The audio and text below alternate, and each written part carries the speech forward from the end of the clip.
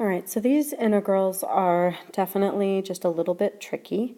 They are a U substitution, but it requires some algebra in between it. So the reason that they're tricky is that this x right there cannot be distributed into the square root. And so that's because if you think about this square root is all of this is to a 1/2 power. And so there's no way to multiply it, and there's no way to multiply in. So what we have to do is choose our u to be what is inside that square root. So we're going to choose the u to be x plus 6.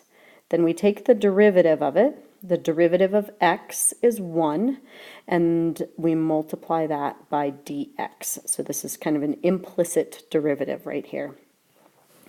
Then we make some substitutions, and because there is an x right here in the original, we need to solve for x in the equation we just found. So u is equal to x plus 6.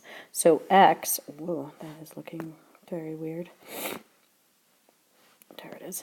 So x is equal to u minus 6. Okay, so now I have everything I can substitute in there. X is equal to u minus 6. Then I've got a square root. I'm going to write that as an exponent to the 1/2. X plus 6 is u, and then the square root is to the 1/2 power. And then dx is equal to du. So now I have an integral only with u's in it, but in order to integrate this, I need to do a little algebra. Now I can actually distribute, because this u minus 6 is to a first power, I can distribute this u to the 1/2 inside that because it's to the first power. So then I would have the integral of u, that's to a first power, times u to the 1/2, minus 6 u to the 1/2. So I distributed it. All of that is times du. U to the 1 to the first times u to the 1/2. We add the exponents. So that's u to the 3/2 minus that 6u to the 1/2. Now I can integrate by excuse me, I have a cold. Now I can integrate by adding 1 and then dividing by that number. So u to the 3/2 plus 1, so that's plus 2 over 2 is equal to 5/2. So that's to the 5/2. Now divided by 5/2 is the same as multiplying by the reciprocal, multiplying by 2/5. Then when I integrate this other one, I'm going to have 1/2 plus 1. 1 is 2 over 2. That's 3/2.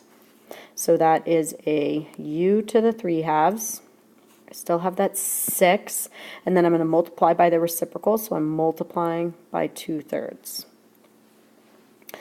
Now I can, because I started with x's, I need to end with x's.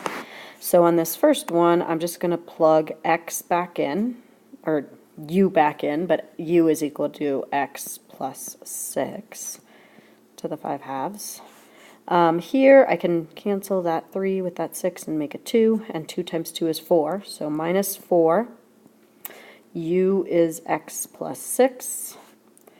That is to the 3/2 now, and I am going to add c. And so that is going to be my antiderivative.